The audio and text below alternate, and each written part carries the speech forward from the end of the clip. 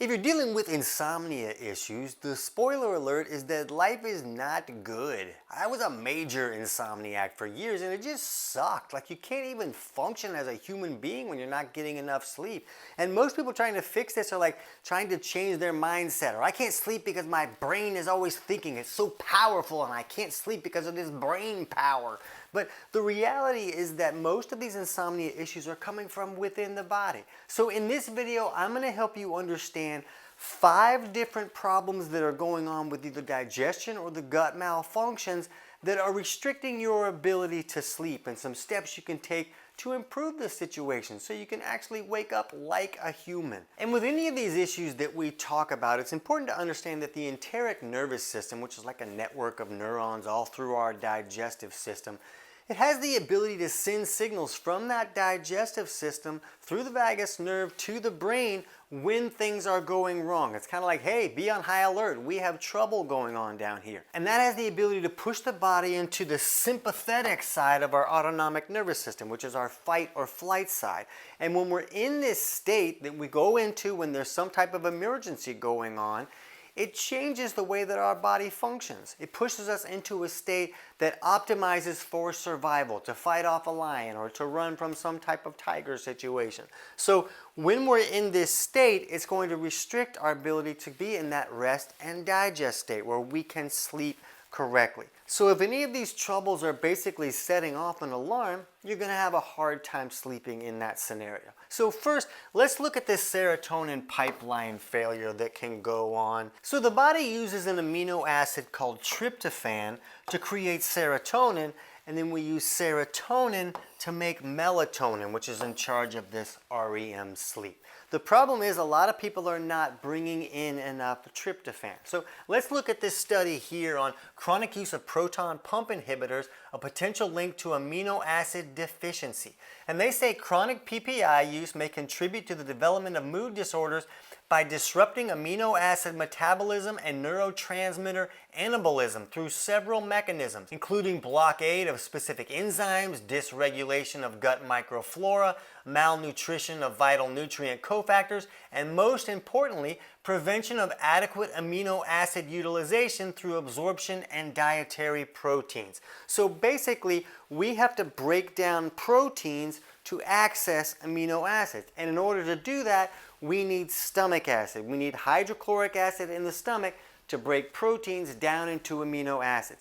The problem is, it's very common for someone not to be making enough stomach acid for a wide variety of reasons. So this study was showing when someone was using a PPI medication or a proton pump inhibitor, which turns off the body's ability to make that hydrochloric acid, then their ability to access those amino acids would be diminished. So if someone's using a PPI, that's a problem, but even if someone is not using a PPI and they just can't make enough stomach acid, that can restrict their access to those amino acids, and now we don't have enough tryptophan to make this pipeline work so that we can get into that good state of sleep. So a lot of people will say, oh, you can't sleep because you're stressed, and too much stress in your life can push you into this sympathetic fight or flight state, but too much stress can also restrict your ability to produce that hydrochloric acid and break this whole model here. So we're going to come back to more troubles with this in just a second, but let's go to number 2, which is nocturnal hypoglycemia.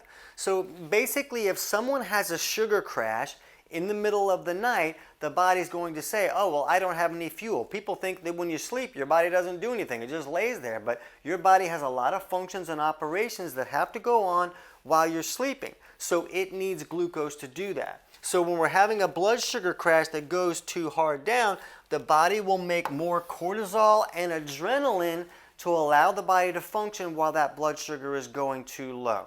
But that cortisol and adrenaline going high is like an alarm going off that's going to wake the body up. So this usually happens with people that are insulin resistant or type 2 diabetic, where the body's not really listening to insulin, so the body makes a whole lot more insulin to try and process those glucose.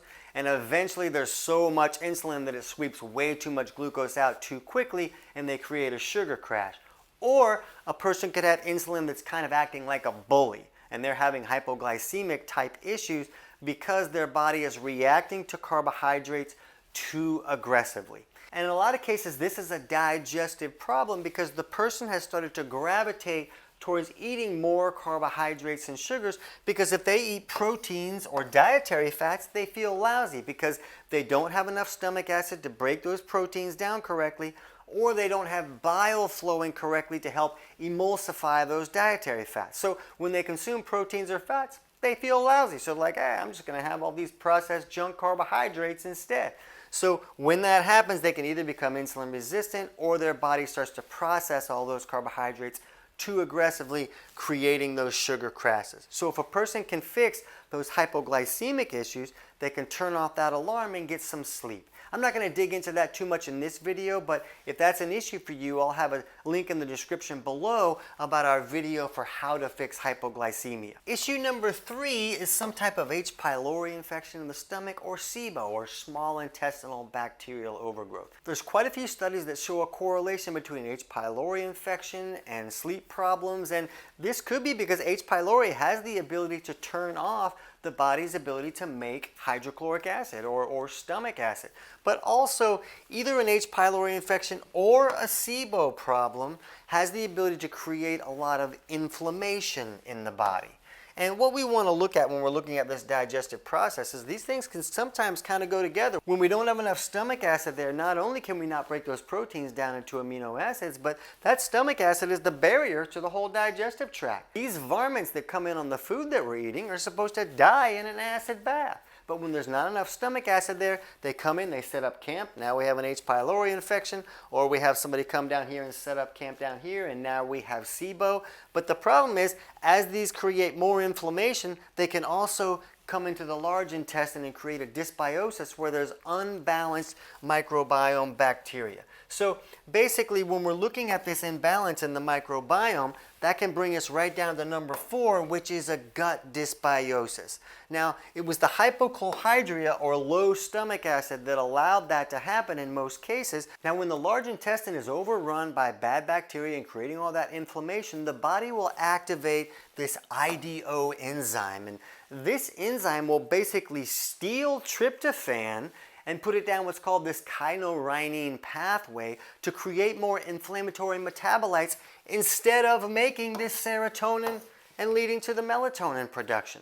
So basically, while this is going on, your body doesn't have the resources to create this melatonin that we really need for that good sleep. So the dysbiosis in number 4 here also can create trouble for this first one that we went over as well. Now, another problem is when we don't have enough good gut flora in our large intestine fermenting fibers into what's called short-chain fatty acids like butyrate. So these short-chain fatty acids act as signaling molecules that can travel through the blood or trigger the vagus nerve to put us into this state of sleep. So a lack of butyrate has been directly connected to an increase in nighttime wakefulness. So we really want those good guys doing the right stuff in our large intestine. So number 5 is histamine intolerance issues. So let's look at this study on histamine in the regulation of wakefulness. And the body makes histamine, and we can also get histamine from foods that we're consuming. And then we have an enzyme called DAO that helps us clear histamine from the body. Now, histamine is basically a primary wakefulness neurotransmitter. So these histaminergic neurons fire at maximum rate while we're awake, but they go almost completely silent while we're sleeping.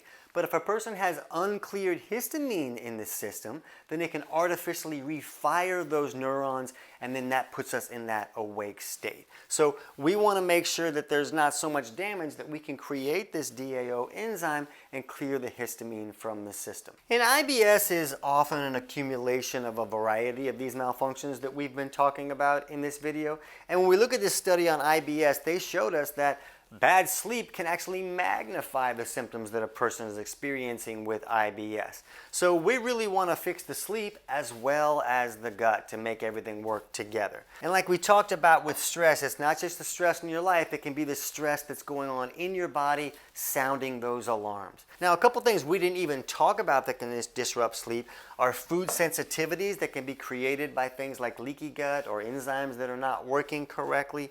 and GERD or acid reflux issues. I didn't dig into that here, but I'll have a link in the description below for our video on is GERD causing your insomnia. So to fix these issues, we really need to fix any low stomach acid issues that are restricting our ability to break proteins down into those amino acids we need. If there's hypoglycemic issues going on, we need to correct those. If there's an H. pylori or SIBO infection, we need to clear that, as well as any dysbiosis issue as well. And when you can take care of these things, it's often going to create improvement for these histamine issues. Now, if you're new to this channel and you don't know how to do any of those things, we'll have a link in the description below for our totally free digestion course that'll walk you through figuring out, am I making enough stomach acid? What other digestive malfunctions are going on? And steps you can take to really correct those.